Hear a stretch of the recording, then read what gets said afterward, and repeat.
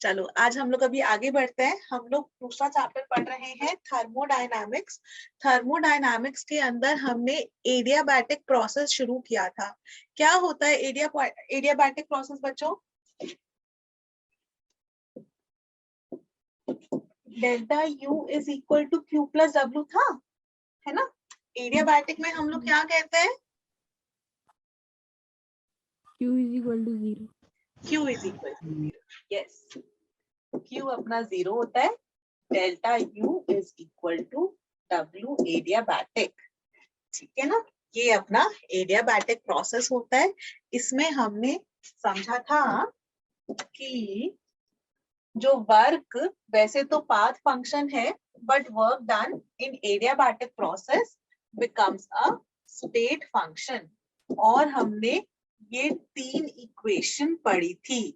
Adiabatic process के अंदर P V raise to gamma is constant, और कौन सी थी बेटो? इसके बाद थी nRT upon V. P 1 minus gamma T raise to gamma is constant, इसी से डिराइव करके निकाली थी। और P V raise to gamma minus 1 is constant. ये था अपना एडियाबैटिक प्रोसेस। हमने समझा था गामा। गामा कैसे निकलता है? गामा होता है ratio of Cp by Cv। ठीक है, molar heat capacity at constant pressure upon, ऐसे लिख देती हूँ, molar heat capacity at constant volume. और Cv था अपना F/2R। Cv अपना F/2R था। और एक और रिलेशन हमने पढ़ा था Cp minus Cv equal to R। और हमने इसके साथ पढ़ा था delta H is equal to NCV delta T, और delta U is equal to NCV delta T। ये सारे हमने पढ़े थे। जो ये वाला चैप्टर है ना, इसके अंदर स्पेसिफिकली आप लोगों को याद रखना है फॉर्मूले। ठीक है, ये वाले चैप्टर के अंदर फॉर्मूले याद रखना बहुत जरूरी है, अदरवाइज ना ये चैप्टर थोड़ा सा कंफ्यूजिंग हो जाता है। छोटी छोटी टर्म्स हैं। एक्सटेंसिव प्रॉपर्टी, इंटेंसिव प्रॉपर्टी क्या होती है? एक्सटेंसिव जो मास और साइज पर डिपेंड करती है, अमाउंट ऑफ सब्सटेंस पे डिपेंड कर रही है। इंटेंसिव जो उसके इंडिपेंडेंट होती है। उसके बाद जो है state functions, path functions. State functions जैसे कि डेल्टा H, डेल्टा U जो इनिशियल और फाइनल स्टेट पर ही डिपेंड करते हैं। फिर थे पाथ फंक्शंस जो कि पाथ के ऊपर डिपेंड करते हैं। जैसे वर्क के लिए हमने सीखा था, वर्क के अंदर एक और चीज पढ़ी थी कि work done in clockwise process is negative. वो एरिया अंडर द कर्व वाला पढ़ा था पीवी ग्राफ के लिए। And in an anti clockwise process के अंदर वर्क डन इज पॉजिटिव। वो सारी चीजें हमने पढ़ी थी। उसके बाद हमने पढ़ा था रिवर्सिबल और इरिवर्सिबल प्रोसेस। इरिवर्सिबल प्रोसेस जिसके अंदर कांस्टेंट एक्सटर्नल प्रेशर होता है। क्वेश्चन में आपको कांस्टेंट एक्सटर्नल प्रेशर लिखा हो तो आप समझ जाओगे इरिवर्सिबल प्रोसेस है। और W is equal to minus P external delta V, ये वाला फॉर्मूला आप अप्लाई करते हो। रिवर्सिबल प्रोसेस होता है। रिवर्सिबल प्रोसेस के अंदर क्या होता है कि बाहर का और अंदर का प्रेशर लगभग लगभग बराबर जैसे करते हैं हम। याद है हमने बनाया था, एक पिस्टन बनाया था, सिलेंडर के ऊपर पिस्टन रखा और धीरे धीरे करके एक एक रेत का जो है वो पार्टिकल रिमूव कर रहे हैं या ऐड कर रहे हैं। मुझे याद नहीं मैंने कौन सा वाला बताया था कि इंटरनल और एक्सटर्नल प्रेशर एकदम से फटाक से वापस बराबर बराबर ही हो जाएगा। और उसी हिसाब से हम उसको डिराइव करके उसका फॉर्मूला निकाला था रिवर्सिबल प्रोसेस में -2.303 nRT log V2/V1, है ना? वो सारी चीजें हमने पढ़ी थी। फिर हमने अलग अलग प्रोसेसेस पढ़े, आइसोथर्मल और आइसोकोरिक, आइसोबैरिक। अब हमने पढ़ा था, उसके बाद हमने हीट कैपेसिटीज पढ़ी। हीट कैपेसिटी होती है, फिर स्पेसिफिक हीट कैपेसिटी होती है, फिर मोलर हीट कैपेसिटी होती है जो पर मोल हम लोग केमिस्ट्री में यूज करते हैं। हम लोग हमेशा पर मोल ही लेंगे। उसके बाद हमने heat capacity at constant pressure और कांस्टेंट वॉल्यूम वाली चीज समझी थी। हमने एक ये वाला रिलेशनशिप डिराइव किया था। अभी मेरा एक क्वेश्चन है आपसे, आपको मुझे डिराइव कर कर बताना है। Based on this and this आपका काम चल जाएगा कि सीपी सीवी और जो ये आर है ना, अगर मैं आपसे पूछूं कि सीवी और आर और गामा के बीच का रिलेशन कैसे निकालोगे आप? कई बार ना ये वाली चीज पूछ लेते हैं ये सारी चीजें याद आ गई। एडियाबैटिक प्रोसेस के अंदर P V raise to gamma is constant, और इसी से हम लोग P V raise to gamma is constant से हम लोग बाकी भी निकाल सकते हैं। वी को रख दो NRT by P, NRT by P रखोगे तो पी वन माइनस गामा और टी रेज टू गामा। ऐसे ही इसी से आप ये वाला भी निकाल सकते हो, पी को रख दो एनआरटी बाय वी, तो टी एज इट इज आ जाएगा, अपॉन वी था तो V raise to gamma minus one. ये वाले भी सारे रिलेशंस हमने लास्ट क्लास में समझे थे, ठीक है। अब मैं आगे बढ़ रही हूँ, एक चीज और बताना चाह रही हूँ। ये बच्चों जिसको नोट डाउन करना है वो प्लीज नोट डाउन कर लो।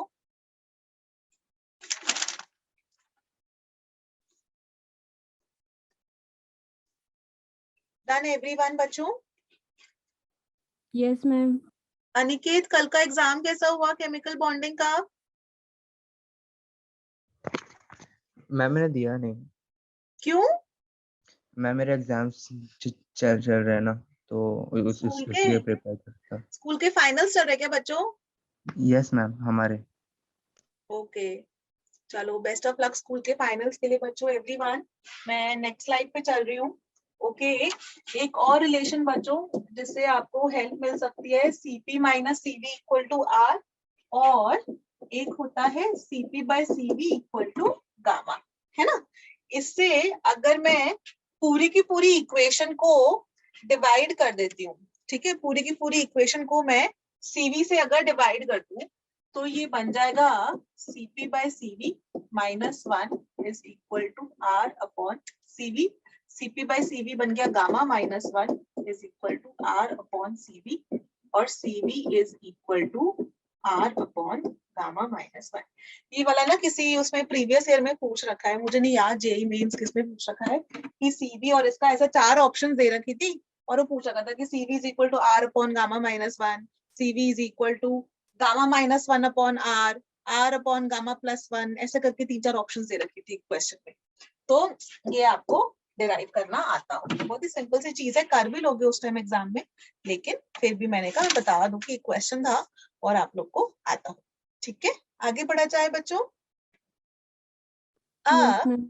आज की क्लास में हमने खत्म हो जाएगा हमारा एडियाबैटिक प्रोसेस भी, फिर पॉलीट्रोपिक प्रोसेस, और फिर हम लोग पढ़ेंगे एंट्रोपी और गिब्स फ्री एनर्जी, ठीक है। तो पहले मैं एडियाबैटिक प्रोसेस के अंदर हमको निकालना है वर्क की कैलकुलेशन।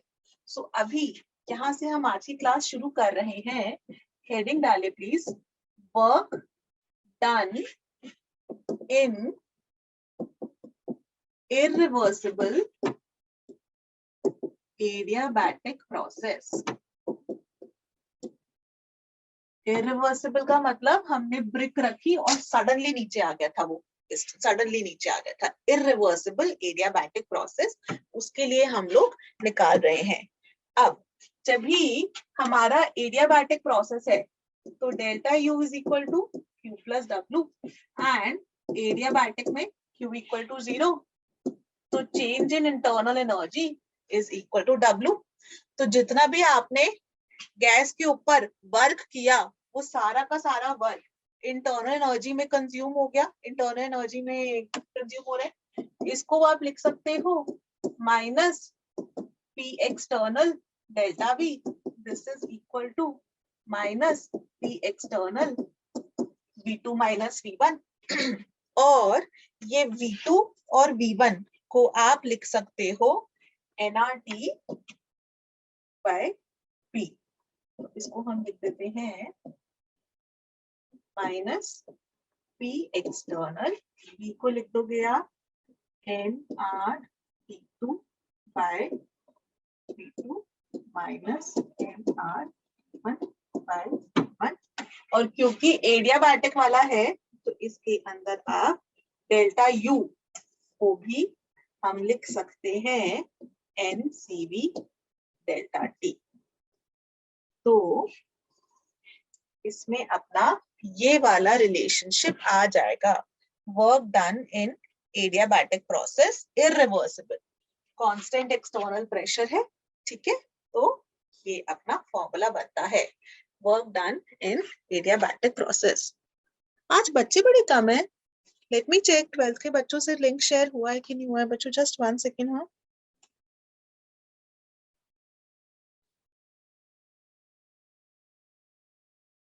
हुआ तो है, चलो कोई बात नहीं।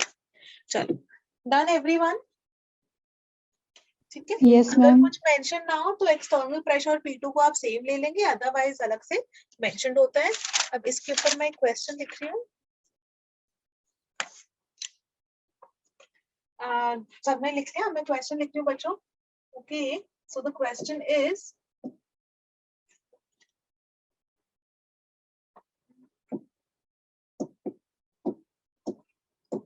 फाइव मोल्स है ऑफ आइडियल गैस, ठीक है, जिसका CV दे रखा है 5/2R at 200 Kelvin and 2 atm is expanded adiabatically, ठीक है।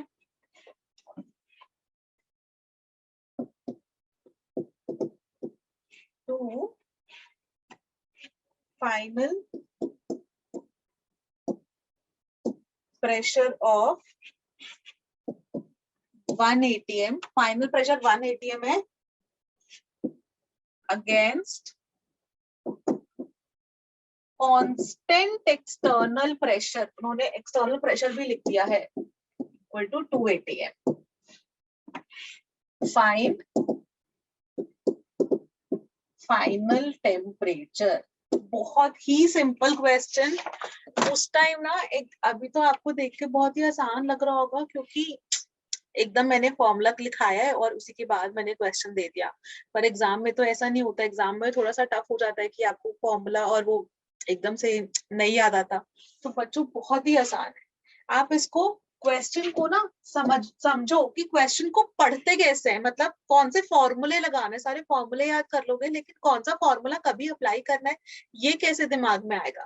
तो अब देखो, एडियाबैटिक है तो एडियाबैटिक वाले वर्क का फॉर्मूला लगाएंगे। अभी मैंने इरिवर्सिबल वाला ही पढ़ा है बट फिर भी बस देख के कि एडियाबैटिक वाले वर्क का पढ़ाएंगे। जैसे हमने आइसोथर्मल, आइसोबैरिक, आइसोफोरिक के लिए अलग अलग पढ़ा है, ऐसे इधर कहना एडियाबैटिक के लिए लगाना है, ठीक है।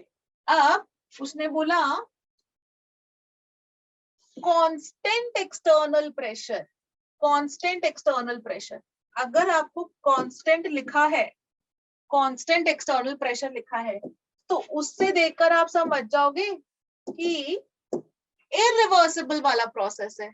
और अगर इरिवर्सिबल वाला प्रोसेस है एडियाबैटिक वाला, फिर आपको पता है फॉर्मूला, आपको ऑलरेडी पता है कि delta U is equal to NCV delta T is equal to minus P external nRT2 by P2 minus nRT1 by P1।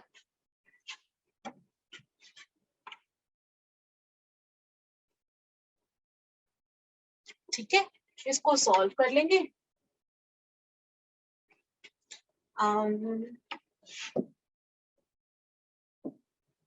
n कितना है, 5 मोल्स। R है, सॉरी CV है 5R/2, तो उसको ऐसे ही लिख देते हैं। डेल्टा T हमको पता नहीं, that is T2 minus T1, तो इनिशियल तो 200 केल्विन है, ठीक है। This is equal to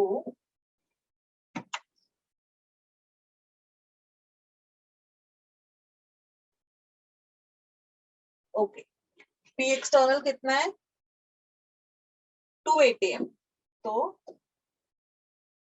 minus 2 atm। फिर से अच्छा, इधर NR भी कॉमन निकाल सकते थे क्या, चलो कोई बात नहीं। 5 into R T2 upon final pressure of 1 atm minus 5 into R T1 is 200 upon 2 atm, ठीक है। अब आप इसको सॉल्व कर लोगे। 5R 5R 5R कट गया, यहाँ क्या बचा 5/2, तो इसको लिख लेते हैं 5/2 T2 माइनस 200। अरे क्या गड़बड़ हुई? अच्छा ठीक है ठीक है ठीक है ठीक है, -2 T2 माइनस 100। अब इसको सॉल्व कर लो, जो भी आंसर है।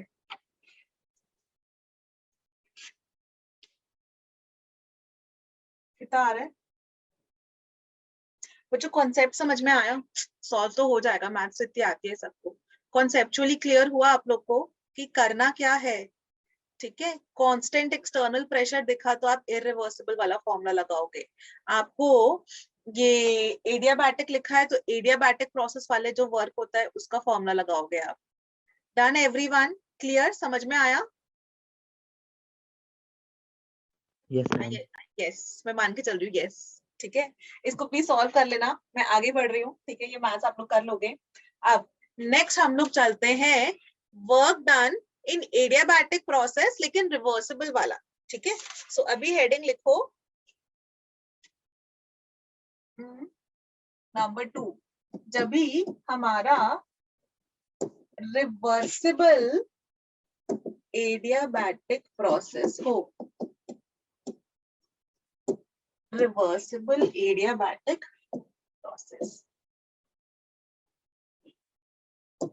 ठीक है, चलो ओके। अब ये वाला शुरू करते हैं। तो यहाँ पर भी हमको ये तो पता ही है, delta U is equal to Q plus W, और क्यू अपना 0 है, तो delta U is equal to W. Delta U को लिख देते हैं N C V delta T. हमने पढ़ा ही था ना, मैंने फर्स्ट स्लाइड पर रिवाइज करवाया। डेल्टा यू होता है N C V delta T, और डेल्टा एच होता है N C P delta T. ठीक है, and this is equal to W को लिख सकते हैं minus P external delta we.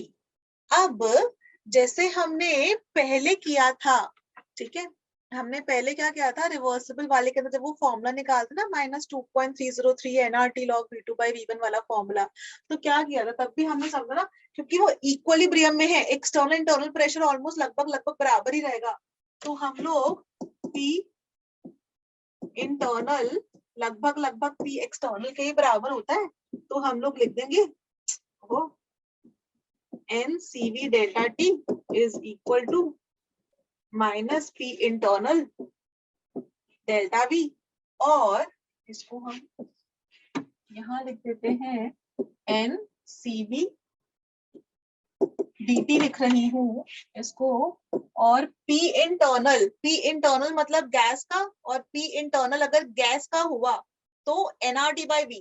ठीक है, nRT by V और dV, और इसको हम लोग इंटीग्रेट कर लेते हैं। इसको हम लोग इंटीग्रेट, इन्होंने T1। अच्छा, अभी तो यहाँ पर वो भी करने की जरूरत नहीं है, यहाँ पर तो अभी वर्क ही निकाल रहे हैं। सॉरी बच्चों, यहाँ पर आप अभी वर्क ही निकाल रहे हैं, तो इधर ना इससे रिलेशनशिप बाद में निकालेंगे, इसको अभी आप डायरेक्टली वर्क ही लिख लो। ठीक है, तो ये वाला हम लोग बाद में करेंगे, इसको अभी आप वर्क ही लिख लो। ठीक है, सिंपली वर्क की ही कैलकुलेशन कर रहे हैं, बाद में उसको डेल्टा यू से रिलेट करेंगे। ठीक है, तो minus NRT dV by V कर दिया, और वॉल्यूम V1 से लेके V2 तक। कुछ गड़बड़ करिए मैंने? अच्छा ओके, तो बताया भी नहीं तुम लोगों ने। Work is equal to minus P internal delta V। ठीक है, और एडियाबैटिक में PV इक्वल टू NRT थोड़ी लिखूंगी, एडियाबैटिक में तो PV raise to gamma is constant ना। आ गया क्लियर? यस मैं मैम। लिख रही हूँ, मैं भी जो देखिए मैं यहाँ पे लिख रही हूँ W is equal to minus P delta V, और हमको पता है एडियाबैटिक में P V raise to gamma is K। ठीक है, तो P को आप लिख सकते हो K V raise to gamma, so minus K upon V raise to gamma, और ये डेल्टा V की जगह हम dV लिख देते हैं, और इसको इंटीग्रेट करेंगे V1 से V2 तक। तो W हो गया, माइनस के बाहर निकाल लो, BB upon B raise to gamma V1 से V2 तक, और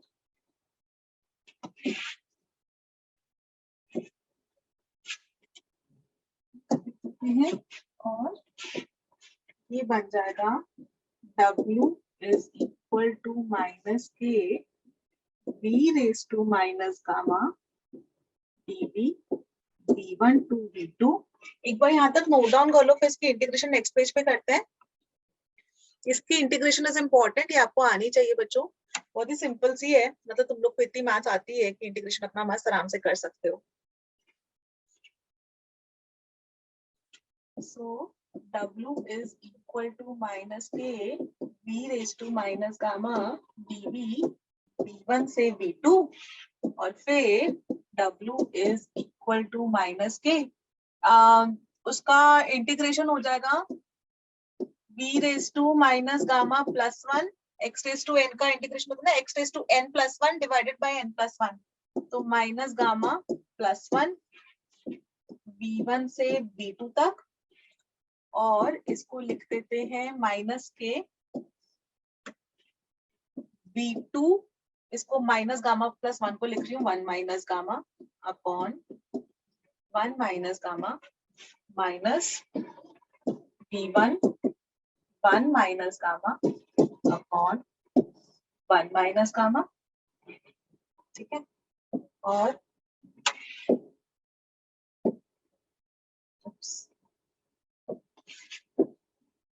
ठीक है, अच्छा इसके बाद इसको 1 माइनस गामा को बाहर लेके जा रही हूँ, W is equal to minus K upon 1 minus gamma को बाहर ले गई, V2 raise to 1 minus gamma minus V1 raise to 1 minus gamma, W is equal to K अपॉन gamma minus 1 V2 raise to 1 minus gamma minus V1 raise to 1 minus gamma, और K को लिख देते हैं PV रेज टू गामा, ठीक है। सो K को अंदर लेके जाना होगा पहले, 1 upon gamma minus 1 K V2 raise to 1 minus gamma minus K V1 raise to 1 minus gamma,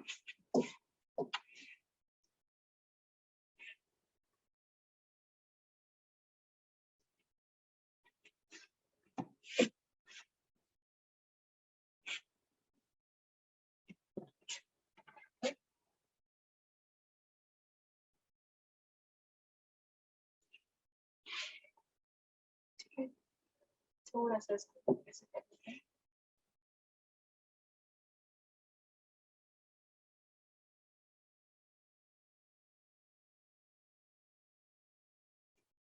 okay, और इसको यहाँ लिख रही हूँ, W is equal to 1 upon gamma minus 1, K को लिख दिया PV रेज टू गामा, तो V2 raise to gamma into V2 raise to 1 minus gamma minus इधर लिख दिया K को P1 V1 raise to gamma, और फिर V1 raise to 1 minus gamma, और this is equal to 1 upon gamma minus 1, ये V2 raise to gamma और VT raise to minus gamma, तो ये बन गया P2 V2 minus P1 V1। तो हमारा वर्क का फाइनल फॉर्मूला बन गया P2 V2 minus P1 V1 upon gamma minus 1 और delta PV upon gamma minus 1 और NR delta T upon gamma minus 1। एक बार देख लो बच्चों, प्लीज डेरिवेशन चेक कर लो। हमने क्या कर रहे हैं इस वाले के अंदर, हम लोग सिंपली ये बोल रहे हैं कि जब भी हमारा रिवर्सिबल एडियाबैटिक प्रोसेस है, रिवर्सिबल एडियाबैटिक प्रोसेस है, एडियाबैटिक मतलब PV raise to gamma is constant, ठीक है, उसके लिए हमको निकालना है। गामा आपको याद होगा CP/CV से निकालते हैं, या फिर CV is equal to F/2R। F अपने डिग्रीज ऑफ फ्रीडम होती है। मोनोएटॉमिक के लिए कितनी होती है?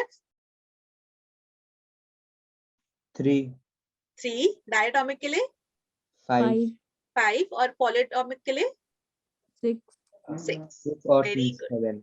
हाँ, ठीक है। तो वो होते हैं हमारा, हम लोग रिवर्सिबल एडियाबैटिक के लिए बच्चों फॉर्मूला निकाल रहे हैं।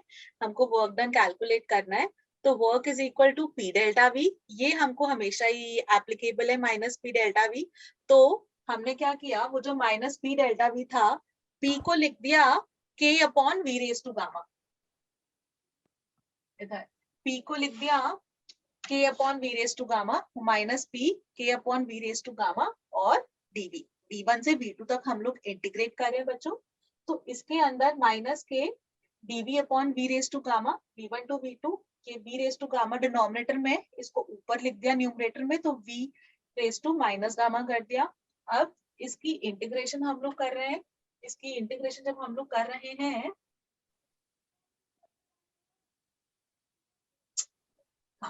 तो इसकी जब हम लोग इंटीग्रेशन कर रहे हैं, माइनस के V1 टू V2, ये वाली चीज लिखी थी पीछे। इसके इंटीग्रेशन में V raise to minus gamma plus 1 upon minus gamma plus 1, V1 से लेके V2 तक। और फिर ये माइनस गामा प्लस 1 अच्छा नहीं लग रहा था ना, इसलिए मैंने 1 माइनस गामा लिख दिया, ऊपर नीचे इधर इधर। अब 1 माइनस गामा को बाहर निकाला और माइनस साइन के साथ, तो वो गामा माइनस 1 बन गया। और ये ऊपर है V2 raise to 1 minus gamma minus V1 raise to 1 minus gamma. ये K को आप अंदर ले जाओ।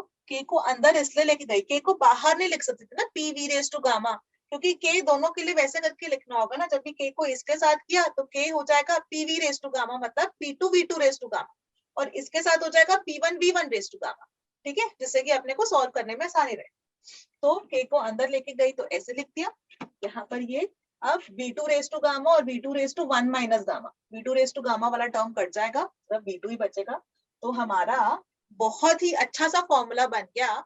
एडियाबैटिक रिवर्सिबल प्रोसेस में work is equal to P2 V2 minus P1 V1 upon gamma minus 1। एकदम सिंपल सा, इजी सा। वो क्लियर, सबको समझ में आया? गामा आपको निकालना आता है, आप लोग Yes, इसके ma'am. क्वेश्चन सॉल्व कर लोगे। Clear everyone? अब मैं आगे बढ़ रही हूँ। Yes, ठीक है, ma'am. एडियाबैटिक की तरह ना बच्चों, एक होता है पॉलीट्रोपिक प्रोसेस। ठीक है, पॉलीट्रोपिक प्रोसेस। पॉलीट्रोपिक प्रोसेस का मतलब होता है PV raise to N is constant. ये ना हम लोग जनरल बोल देते हैं, no N can take any value. ठीक है, PV raise to N is constant. अगर फर्स्ट केस हमारा N इक्वल टू 0 हुआ, N इक्वल टू 0 है, तो V raise to 0, anything raise to 0 is 1, तो आप बोलोगे P इज कांस्टेंट, और P अपना कांस्टेंट बना, इसका मतलब आइसोबैरिक प्रोसेस। ठीक है, ऐसे ही। और आप आइसोबैरिक प्रोसेस के साथ साथ वो अप्लाई कर सकते हो। ठीक है, पॉलीट्रोपिक प्रोसेस के अंदर। ऐसे ही अगर हम बोले कि N equal to 1, N equal to 1 आपने बोला, तो इसका मतलब PV इज कांस्टेंट। और अब कौन सा प्रोसेस बन गया? कौन सा प्रोसेस बन गया? Isothermal, isothermal. ओके, है ना? अब बन गया आइसोथर्मल। ठीक है, ऐसे ही N equal to 0, N equal to 1, ऐसे ही अगर मैं बोल देती कि N इक्वल टू गामा, तो बन जाता PV raise to gamma is constant, और अपना बन जाता एडियाबैटिक। एडियाबैटिक। आप उसके सारे जो है रूल्स अप्लाई कर दोगे। ठीक है, so this is our polytropic process. इसका सिर्फ मतलब इसका मेंशन भी नहीं है, बट बाई चांस अगर आपको कहीं दिखे तो आप लोग को ऐसा ना लगे कि अरे ये क्या हो गया, तो ये ऐसे करके ही होता है पॉलीट्रोपिक प्रोसेस। इसके अंदर जो पॉलीट्रोपिक प्रोसेस है, वर्क डन, जैसे उधर क्या था, delta of PV upon gamma minus 1 था ना, यहाँ पर N माइनस 1 कर देते हैं, सिंपली इतना। P2 V2 minus P1 V1 upon N minus 1, and this is valid only when n not equal to 1, क्योंकि अगर n इक्वल टू 1 होता तो आइसोथर्मल होता। आइसोथर्मल के लिए हमने वो इंटीग्रेशन सेट फॉर्मूले निकाले हैं। आइसोथर्मल के अंदर आप लोग को याद होगा हमने फॉर्मूला निकाला था -2, रिवर्सिबल के लिए -2.303 nRT log V2 by V1 और इरिवर्सिबल के लिए -P external delta V। ठीक है, n not equal to 1 is our condition। ठीक है, क्लियर बच्चों? एक ये था, दिस कॉन्सेप्ट इज क्लियर। पॉलीट्रोपिक्स का कितना सा ही था, इसका मेंशनिंग और कुछ नहीं है। मैं आगे बढ़ रही हूँ एवरीवन। Yes, ma'am. आप लोगों को ये वाली चीज भी याद है कि जो है ये वाला बहुत ही इंपॉर्टेंट पॉइंट, ठीक है, कि पीवी कर्व है तो आइसोथर्मल का ऐसे आता है और एडियाबैटिक का उसके नीचे आता है। ठीक है, आइसोथर्मल। और इसी के बेसिस पर अगर आपसे पॉलीट्रोपिक का पूछ लिया तो वो भी आप निकाल लोगे। क्यों? क्योंकि यहाँ पर पीवी इज कांस्टेंट है, यहाँ PV raise to gamma is constant है, और एन जो आएगा ना, जो भी आपका एन है उसकी वैल्यू गामा से कंपेयर कर लो। मोनोटॉमिक, डायटोमिक, ट्राइटोमिक की गामा आपको पता ही है ना, 5/3, 7/3 Yes, ma'am. है ना, तो वो वैल्यूज आप निकाल लोगे 1.66, 1.4 और 1.3, है ना। तो उसके बेस पे आप लोग कंपेयर कर सकते हो, अपना क्वेश्चन सॉल्व कर सकते हो। अब एक मैं बताना चाह रही हूँ नेक्स्ट, ठीक है, अब छोटी छोटी चीजें बची है, ये लास्ट है अपना, free expansion. Free expansion, free expansion की मतलब क्या होता है कि मैं यहाँ पे डायग्राम बना देती हूँ पहले।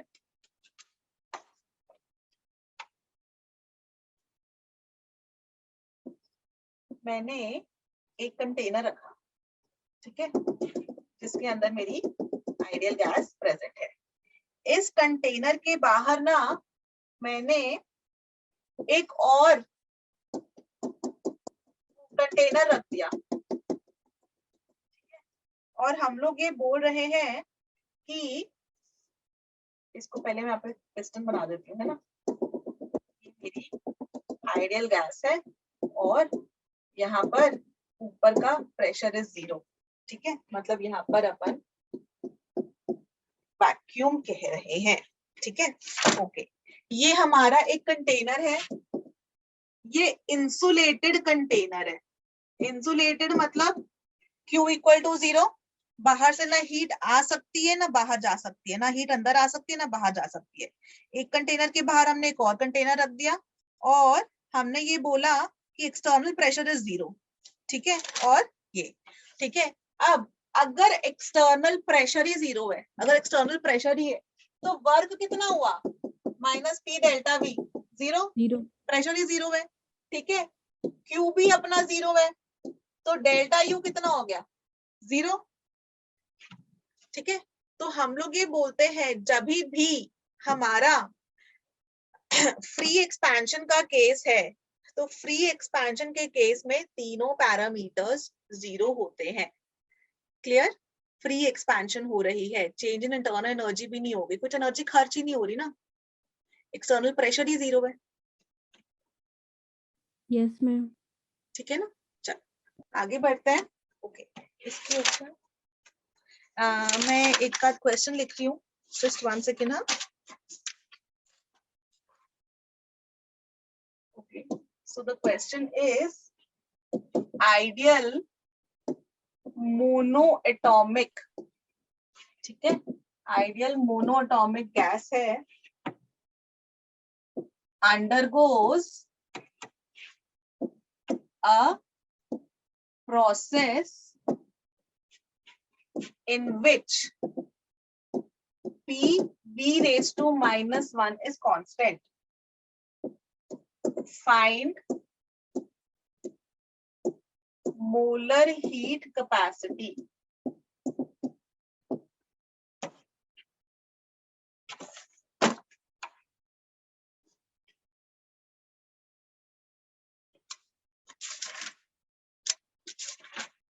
अच्छा, ये तो यहाँ पे नजर आ गया होगा कि पॉलीट्रोपिक प्रोसेस है वेयर n की वैल्यू -1 है। Yes ma'am. है ना, थोड़ा सा टफ क्वेश्चन है बच्चों, टफ है, एकदम से आसान नहीं है। ठीक है, इट इज स्लाइटली थोड़ा सा टफर लेवल का क्वेश्चन है, बट देन इट्स ओके, आप लोग कर सकते हो। डेल्टा यू को आप लिख लोगे Q प्लस W, ठीक है, पॉलीट्रॉपिक प्रोसेस है, डेल्टा यू को लिख लिया आपने Q प्लस W, ठीक है। आप डेल्टा यू को लिख देती हूँ NCV डेल्टा T, Q को NC डेल्टा T, ठीक है, प्लस W। W को लिख देते हैं इसके अंदर, थोड़ी देर पहले मैंने कहा था कि NR delta T upon N minus, ये वाला N दूसरा है ना, ये वाला NS PV raise to N is constant वाला, ये वाला N इज इक्वल टू -1। इस N और ये वाला N कंफ्यूज नहीं होना, ये वाला N इज मोल्स वाला, इसको ऐसे लिख देती हूँ, moles R delta T upon N -1, और इस वाले N को भी जो है ना, to avoid any confusion, moles CV delta T, moles C delta T, ठीक है। आई होप अभी कंफ्यूजन ना रहे, क्योंकि वो N कॉमन आ रहे थे, इसलिए मैंने वो N ही हटा दिया, ठीक है, N हटा दिया।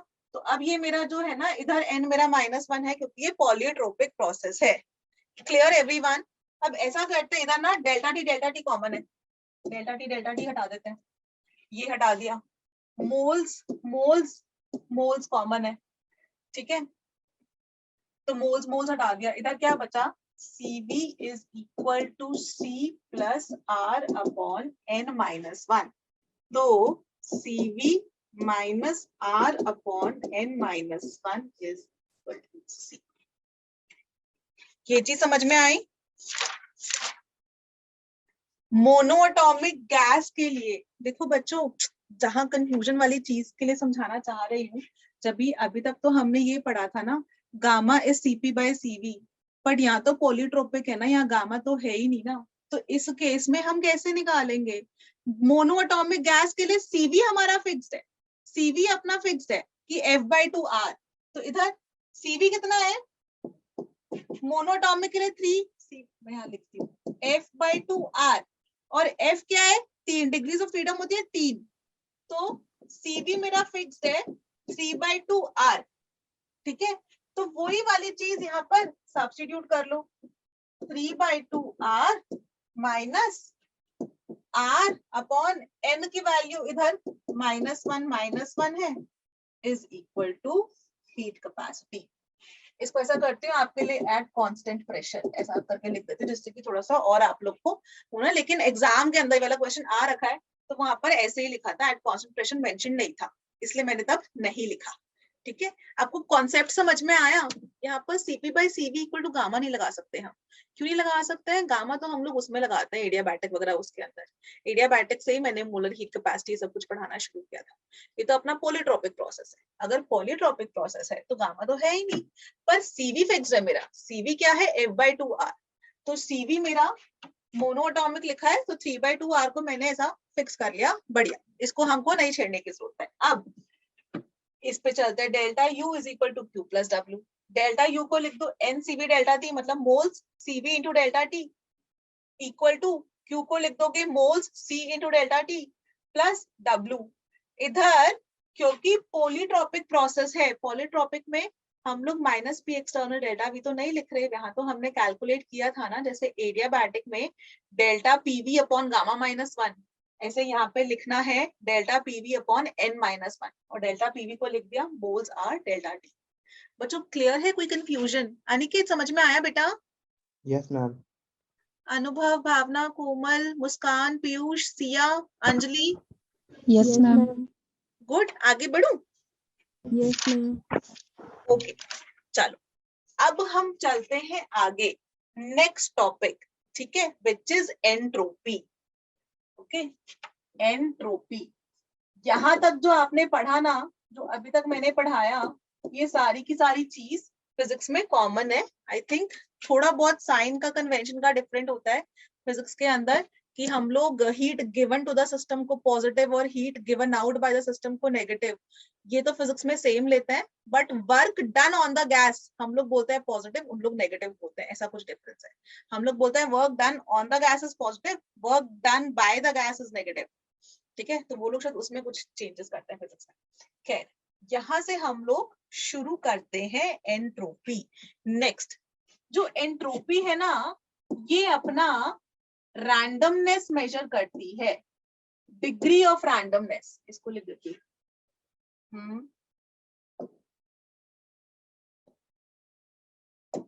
बच्चों ये मेजर करती है अपनी डिग्री ऑफ रैंडमनेस, की जो रैंडमनेस का मतलब ऐसे करके समझाते हैं कि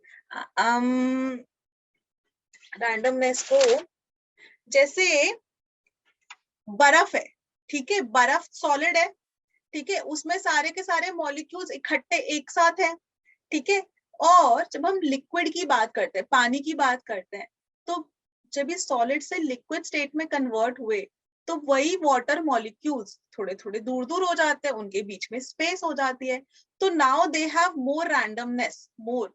और ऐसे ही हम लोग जब भी गैसियस स्टेट में बात करते हैं तो वेपर्स और दूर दूर अपना ऐसा करके भाग रहे हैं, तो they have even more randomness. ठीक है, ऐसे ही ये हमको बताता है डिग्री ऑफ रैंडमनेस की, मतलब कितना दूर दूर ऐसा अलग अलग तरीके से अपनी गैस भाग सकती है। ठीक है, द डिग्री ऑफ रैंडमनेस, ये हमको वो वाली चीज बताती है। ठीक है, इसके अंदर इसको हम रिप्रेजेंट करते हैं डेल्टा एस से। ठीक है, और डेल्टा एस जो है हमारा, डेल्टा एस का formula is plus Q reversible upon delta. ठीक है, और डेल्टा टी भी लिखती है, यहाँ पर भी टी लिखती, बाद में टी से समझाऊंगी।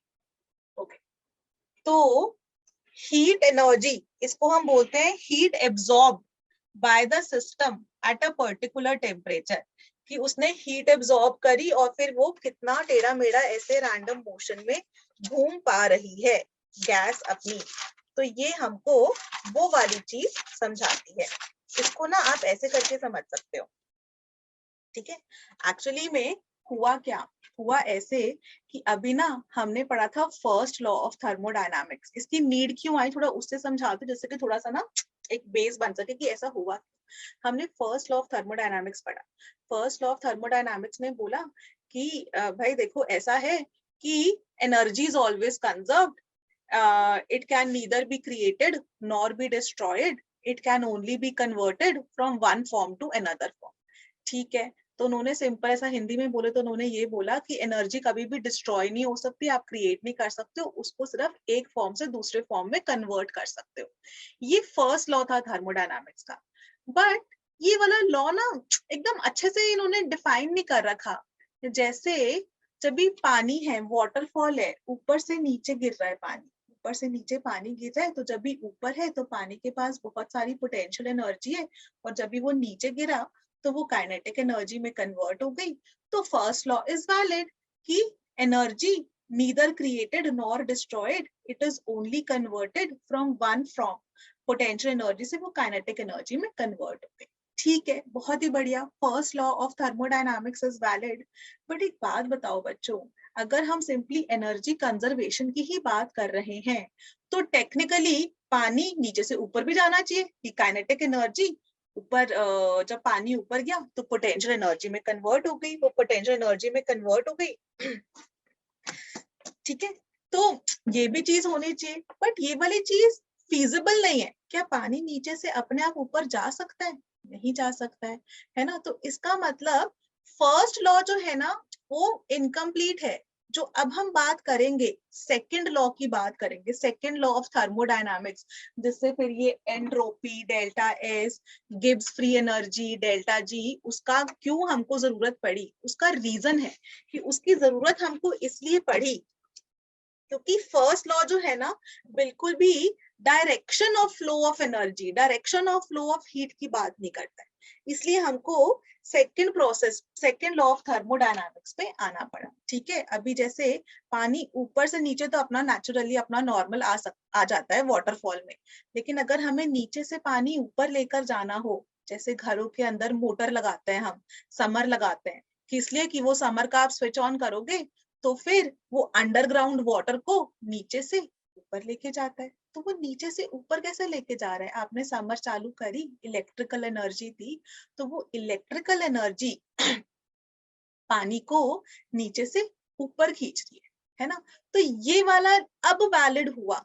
लेकिन पहले कि वो जो भी नेचुरल प्रोसेसेस थे कि जैसे वाटरफॉल, पानी ऊपर से नीचे ही जा रहा है, वो अपने आप अकर करता है। तो हम लोग ना एक सेंटेंस बोलते हैं, इस पेज पे बाद में आती हूँ, कि all natural processes are irreversible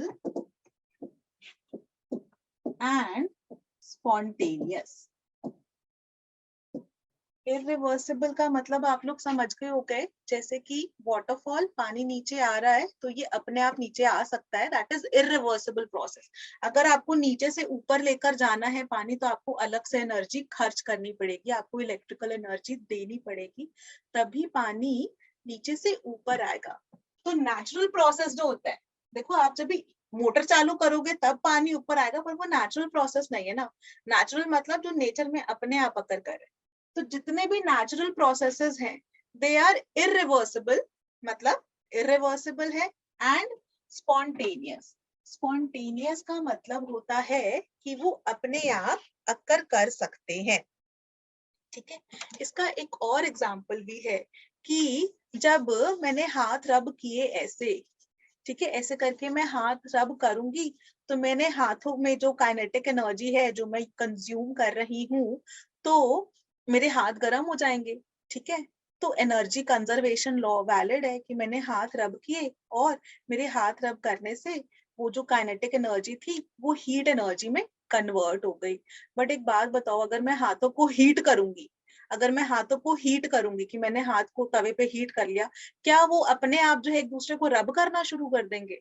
नहीं। तो हम लोग सेकेंड लॉ की जब भी बात करते हैं तो हम लोग ये बात करते हैं कि फर्स्ट लॉ ने जो है ना एनर्जी कंजर्वेशन बताई, दो चीजें बोल रही हूँ मैं एक साथ। फर्स्ट लॉ ने एनर्जी कंजर्वेशन बताई, but direction of flow of energy की बात नहीं करी, फिजिबिलिटी की बात नहीं करी उन्होंने। ठीक है, फर्स्ट लॉ बिल्कुल भी बात नहीं करता है कि किस डायरेक्शन में जो है हमारा हमको रूल अप्लाई करना है। ठीक है, फिजिबिलिटी की, स्पॉन्टेनिटी की बात नहीं करता है। और दूसरी चीज ये कि जैसे मैंने अभी हैंड्स रब करने वाली बात करी, या फिर मैं ये वाला कह सकती हूँ कि all natural processes are irreversible and spontaneous. अब इसके लिए ना हमको क्या करना पड़ा कि हमको फर्स्ट लॉ की लिमिटेशन है कि वो फिजिबिलिटी की बात नहीं कर रही है, डायरेक्शन की बात नहीं कर रही है, स्पॉन्टेनिटी की बात नहीं कर रही है। तो हमको ना कुछ कुछ टर्म्स चाहिए थी कि हम लोग कैसे जज कर पाए कि भाई रिएक्शन स्पॉन्टेनियस है या नॉन स्पॉन्टेनियस है। तो उन्होंने उसके लिए बहुत ही अच्छी तरीका बताया। एक सेकेंड, हाँ, okay.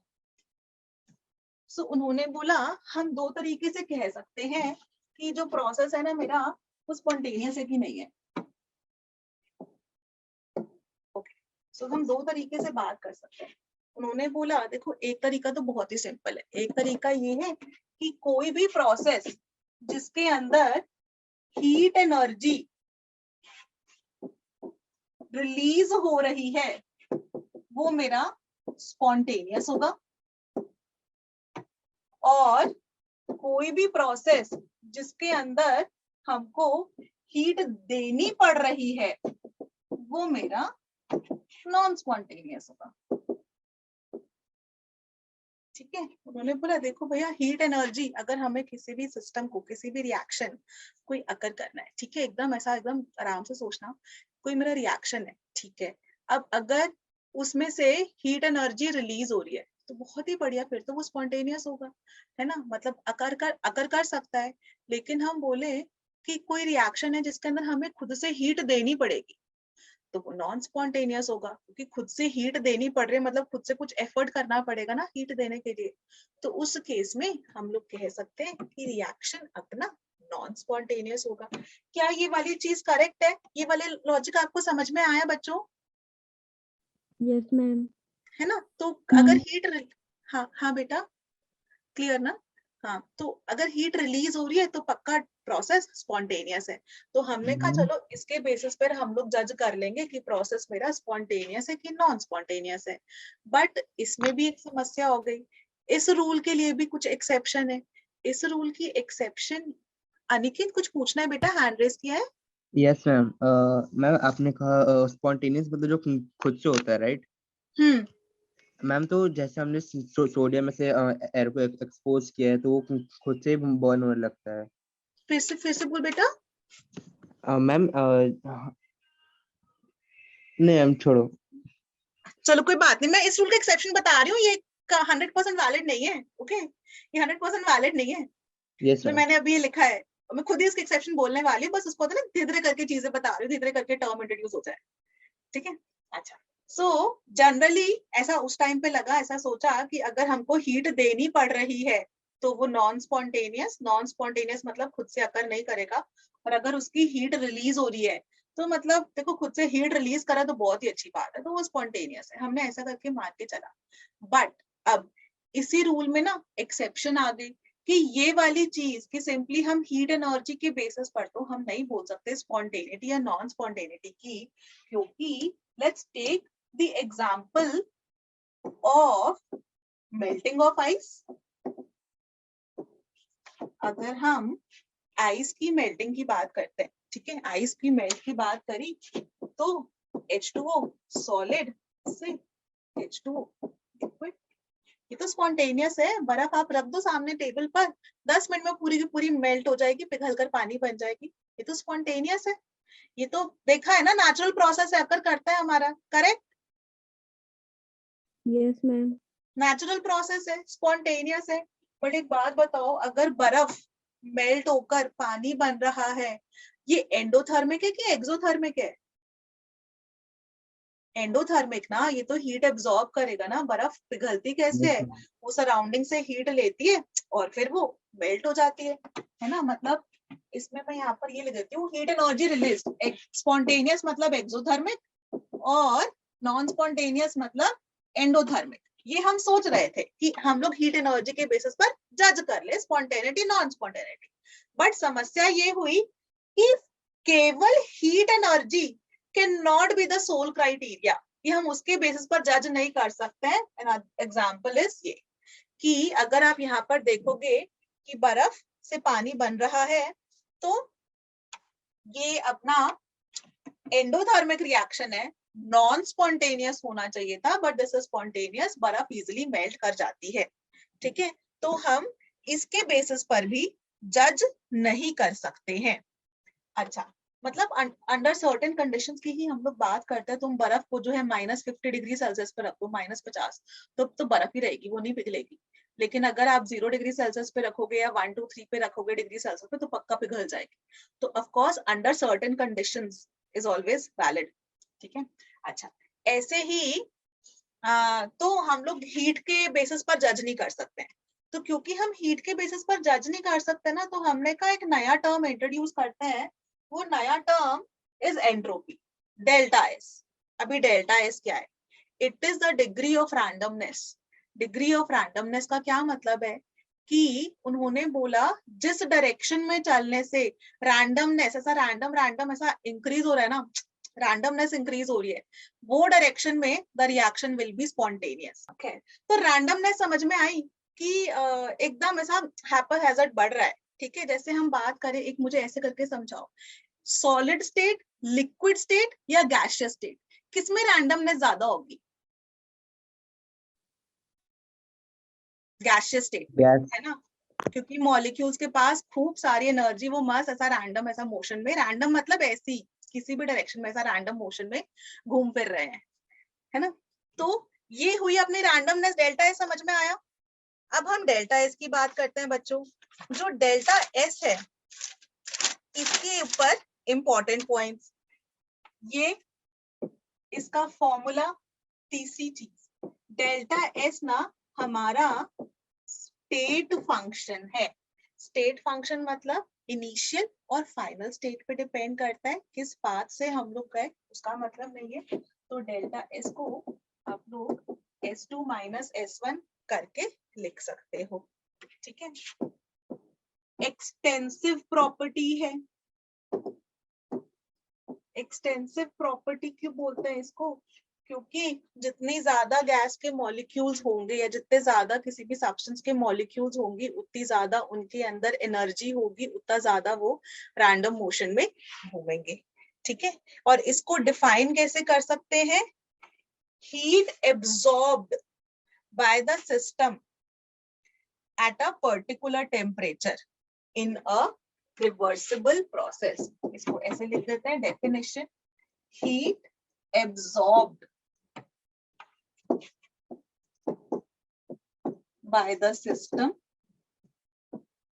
at a particular temperature in a reversible process। तो उन्होंने बोला कि देखो भैया, जिस डायरेक्शन में रैंडमनेस इंक्रीज हो रही है, रैंडमनेस इंक्रीज हो रही है मतलब जितना डेल्टा एस पॉजिटिव है वो रिएक्शन स्पॉन्टेनियस है। यहां तक लॉजिक क्लियर है बच्चों? Yes ma'am. है ना, यहाँ तक क्लियर है, रैंडमनेस आपको समझ में आ गया। ठीक है, और अभी इसका भी एक्सेप्शन बताऊंगी। जैसे मैंने आइस का कहा था ना एग्जांपल, कि हम बोले कि एक्सोथर्मिक तो स्पॉन्टेनियस है, एंडोथर्मिक नॉन स्पॉन्टेनियस है, बट आइस मेल्ट हो रही जो कि स्पॉन्टेनियस है। ऐसे ही जितना डायरेक्शन में रैंडमनेस इंक्रीज हो रही है वो रिएक्शन अपना स्पॉन्टेनियस है, बट वहां एक्सेप्शन आई, एक्सेप्शन इधर वाली है, लिक्विफैक्शन ऑफ गैसेस।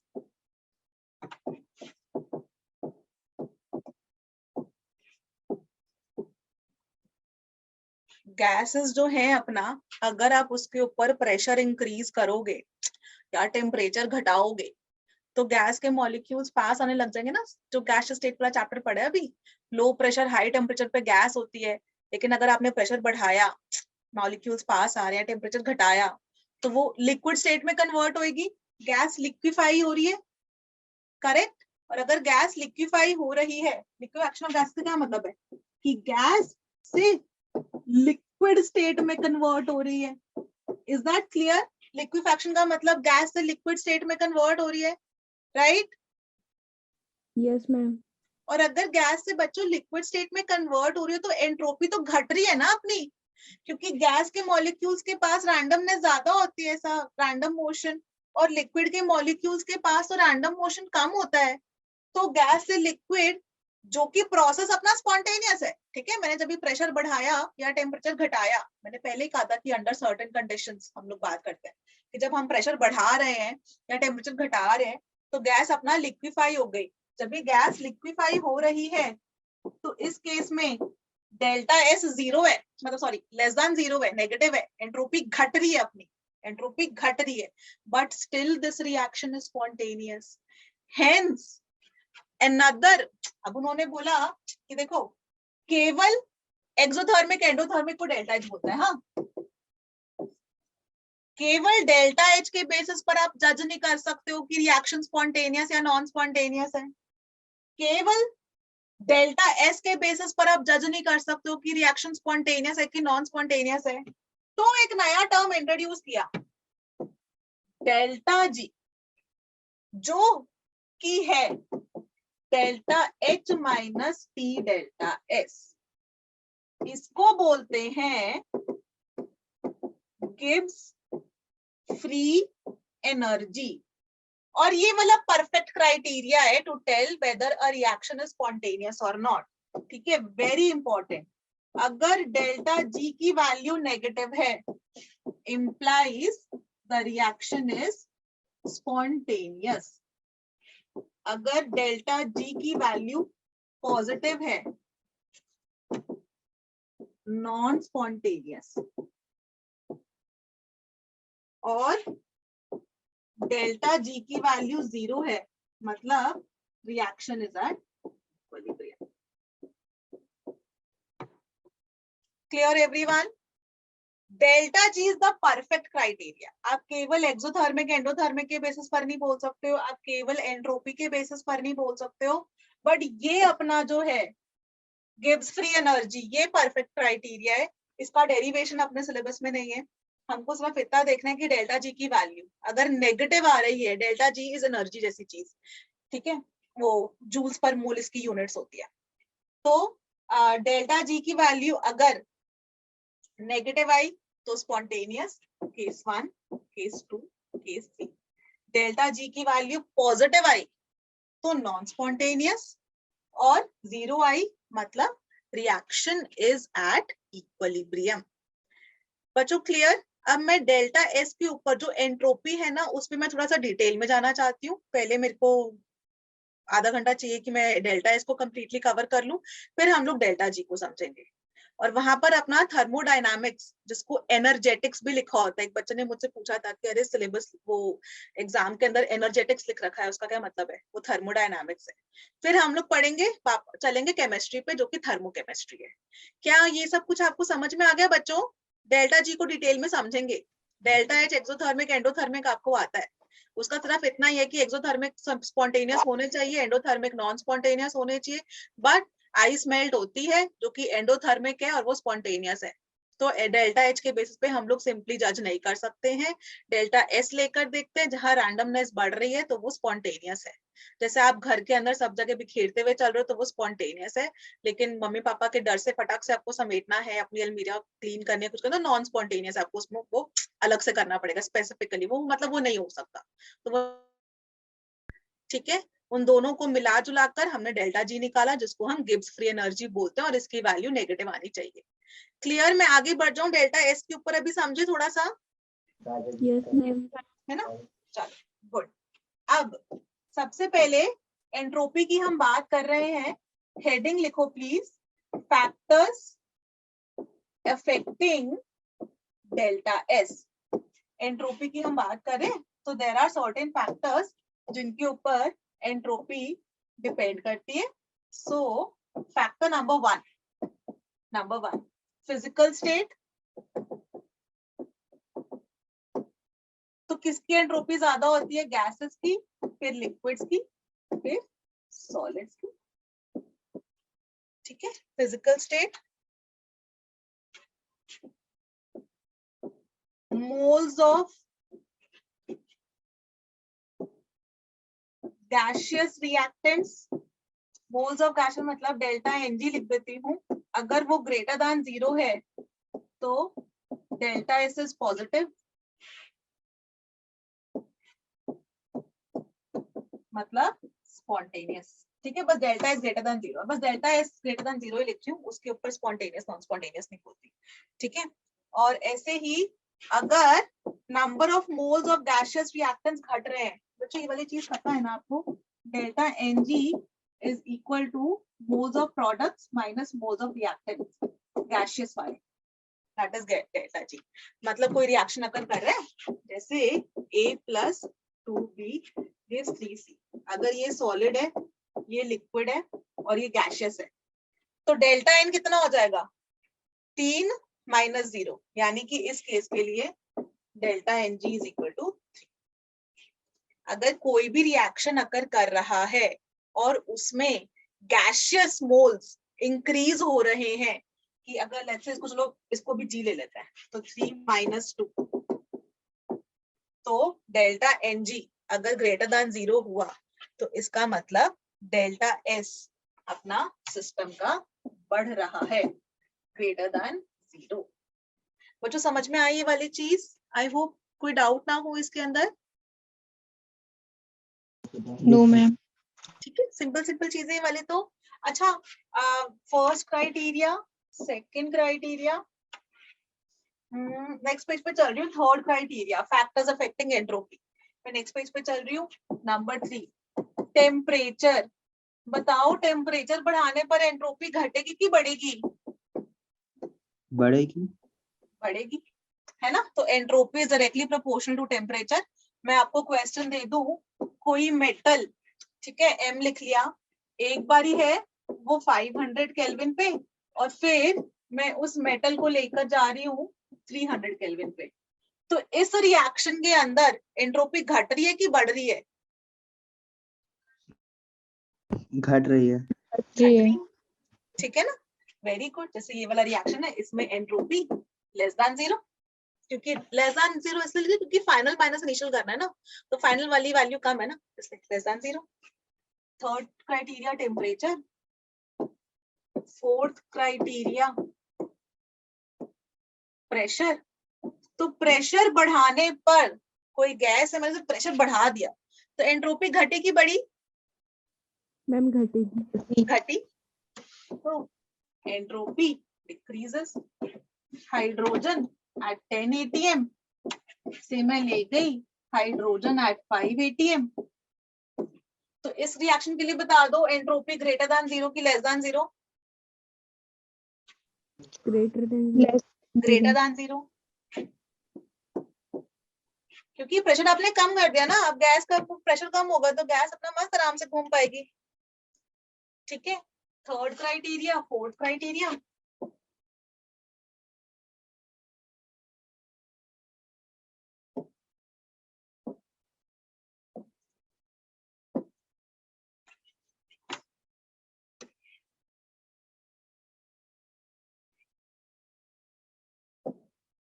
ठीक है, फिफ्थ, जब हम लोग इंटरमिक्सिंग की बात करते हैं,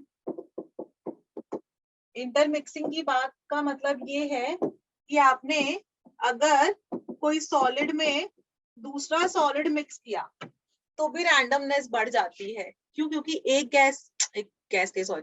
एक सॉलिड पार्टिकल से दूसरे सॉलिड पार्टिकल्स हो गए तो उनकी वो चेंज हो जाएगी ना, मतलब पहले वो एक प्रॉपर अरेंजमेंट में थे। जैसे आप एलोइंग कर रहे होते, कुछ कर रहे होते, तो एलोइंग में तो थोड़ा लिक्विड में कर देते, मेटल कन्वर्ट कर देते, allowing is a bad example, don't consider that. Okay, एक मेटल उसका प्रॉपर अरेंजमेंट में था, उसके साथ दूसरा सॉलिड के पार्टिकल्स ले आए तो थोड़ी रैंडमनेस हो जाएगी ना, क्योंकि पहला वाला जो पर्टिकुलर ऑर्डर में अरेंज था उसके मॉलिक्यूल्स के बीच में आप दूसरे वाले सब्सटेंस के मॉलिक्यूल्स डाल रहे हो तो रैंडमनेस बढ़ेगी। तो इसके केस में भी delta S less than 0, liquid से लिक्विड के केस में भी डेल्टा एस लेस देन 0, और गैस के अंदर भी डेल्टा एस लेस देन 0। ठीक है, इनके बीच में मॉलिक्यूल्स के बीच में जो फ्री स्पेस होगी वहां पर वो घुसेंगे, दोनों की कुछ बॉन्डिंग होगी, लिक्विड की कुछ जो अपने अंदर में ही हाइड्रोजन बॉन्डिंग अगर कुछ हो रखी है, दूसरा लिक्विड डालोगे तो उसके बॉन्डिंग जो उसके हाइड्रोजन बॉन्डेड वाले मॉलिक्यूल्स है वो टूट सकते हैं, समझ लो, ऐसे करके समझ लो, तो रैंडमनेस बढ़ेगी। मतलब ये जनरल है, इसमें भी वो हो सकती है, ठीक है, एक्सेप्शंस हो सकते हैं, पर ये जनरल तरीका समझाने के लिए कह रही हूँ। ऐसे ही मुझे एक बात बताओ, ये वाला क्वेश्चन आ रखा है हम प्रीवियस ईयर में, ये दो क्वेश्चंस, जब भी हम रबर बैंड को स्ट्रेच करते हैं तो एंट्रोपी घटेगी कि जो बालों में लड़कियां लगाती है रबर बैंड, या न्यूज़पेपर वाला भैया जो वो रबर बैंड के अंदर वो न्यूज़पेपर को लॉक रैप वो करके देता है, बांध कर देता है, तो रबर बैंड को आपने खींचा, रबर बैंड को खींचने पे एंट्रोपी घटेगी कि बढ़ेगी? मैम बढ़ेगी।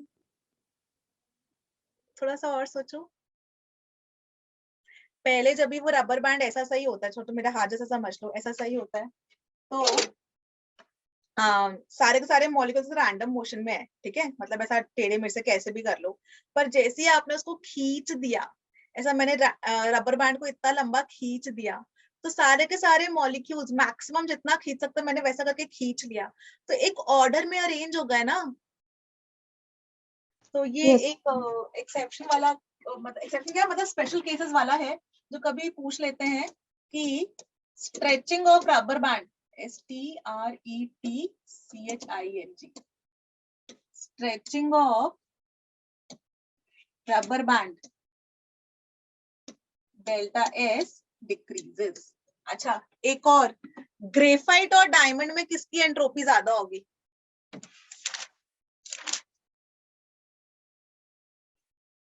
ग्रेफाइट और डायमंड, ग्रेफाइट के अंदर होता है कि हमारे कार्बन के 4 वैलेंस इलेक्ट्रॉन्स होते हैं, वो 4 वैलेंस इलेक्ट्रॉन्स में से 3 ही बॉन्डेड होते हैं, एक फ्री होता है ना, लेयर्ड स्ट्रक्चर, और इसलिए वो ग्रेफाइट का स्लिपरी होता है।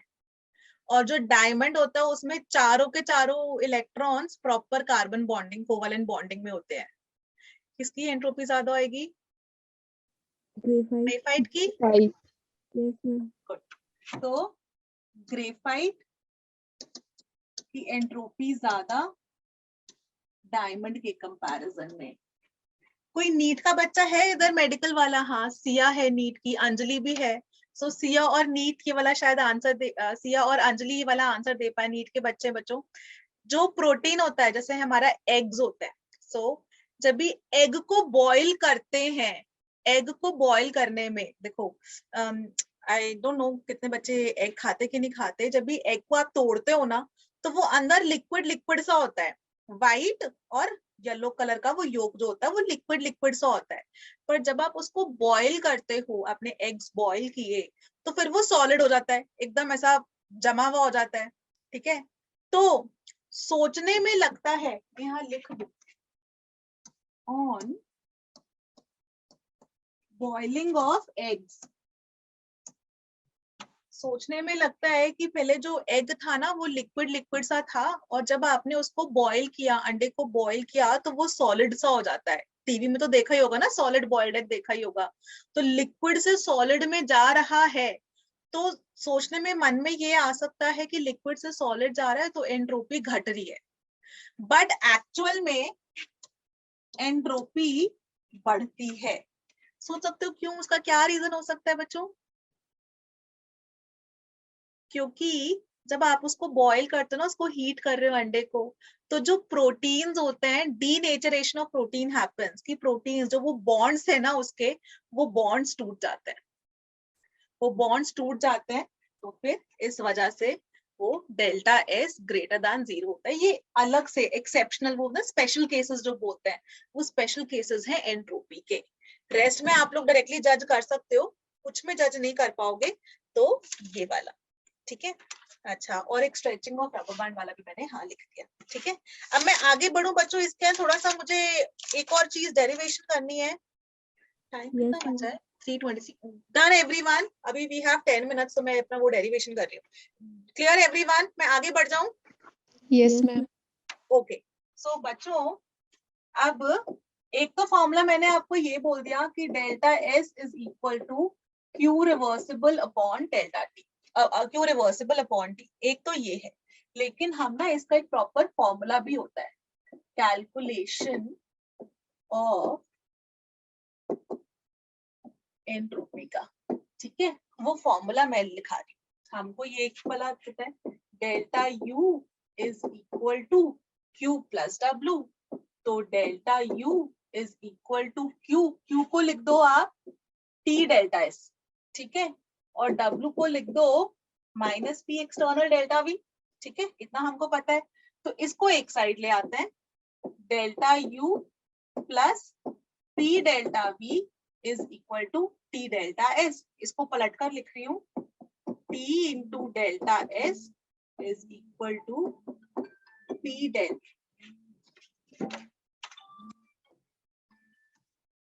ठीक है, और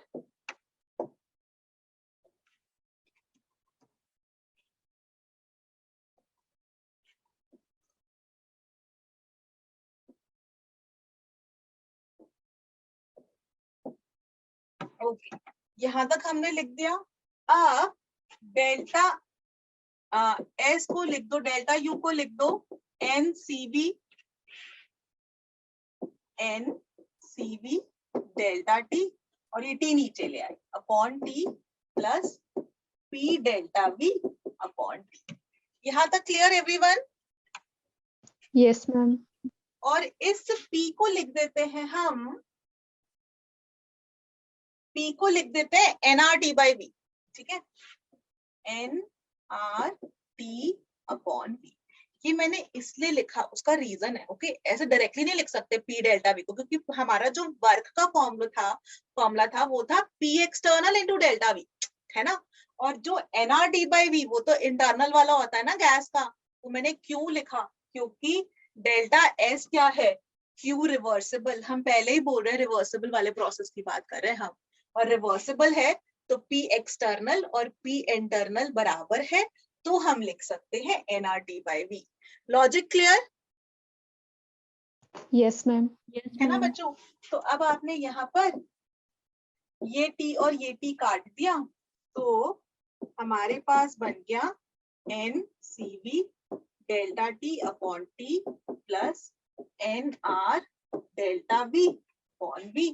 अब इसको इंटीग्रेट कर लेते हैं, क्योंकि delta S is equal to NCV dt upon T from T1 to T2 plus NR dV upon V V1 से V2 और ये हो जाएगा क्योंकि डेल्टा डेल्टा है ना, इंटीग्रल लेकर आएंगे तो फिर अपने को अच्छा प्रॉपर वाला फॉर्मूला मिल जाएगा। NCV कॉमन निकाल लो, dt बाई टी का इंटीग्रेशन क्या होता है? ln, याद है? Yes, ma'am. है ना? तो ये हो गया ln t T1 to T2 plus NR ln V V1 to V2 ln मतलब log to the base e, है ना?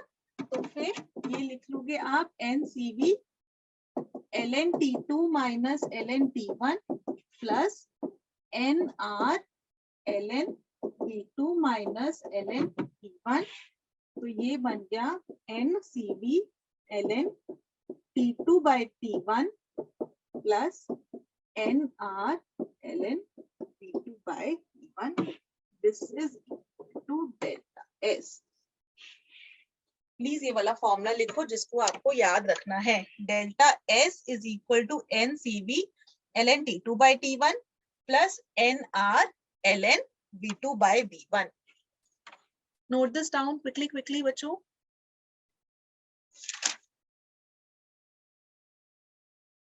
Done ma'am.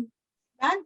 मैं इसी फॉर्मूले को नेक्स्ट पेज पे लिख रही हूँ बच्चों, मेरे पास टाइम थोड़ा कम है, मैं फटाफट से लिख रही हूँ।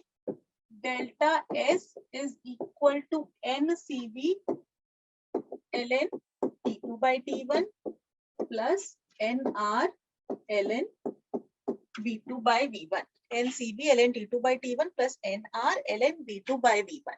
आपको ये याद रखना है, ठीक है? वो डेरिवेशन सब समझाने के लिए थी, आपके मतलब समझने के लिए कि इतना बड़ा कॉम्प्लिकेटेड फॉर्मूला कैसे आगे डायरेक्टली लिखती, तो आपको मेन यही याद रखना है, ठीक है? और इसी को ना आप ऐसे भी लिख सकते हो, NCP ln T2 by T1 NR ln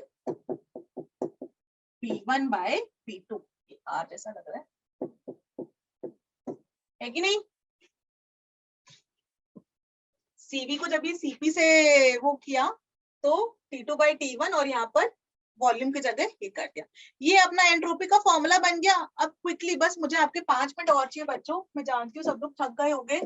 अगर मैं बोलूं कि आइसोकोरिक प्रोसेस है, हमेशा हमेशा ये वाला फॉर्मूला लगाना है, सिर्फ कभी कभी आप लगाओगे ये वाला फॉर्मूला, मैक्सिमम आपका फॉर्मूला नंबर 1 से ही काम हो जाएगा। अगर आइसोकोरिक है तो बताओ वॉल्यूम कांस्टेंट है, अगर वॉल्यूम कांस्टेंट है तो डेल्टा एस कितना हो गया?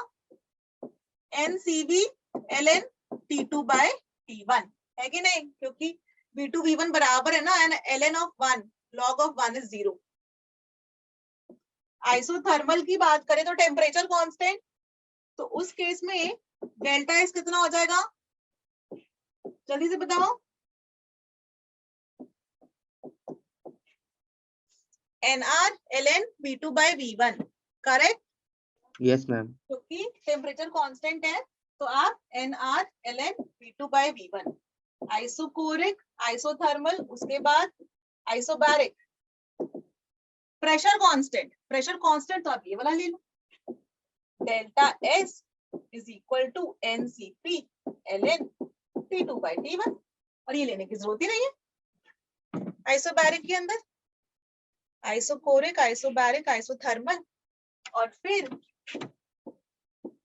एडियाबैटिक।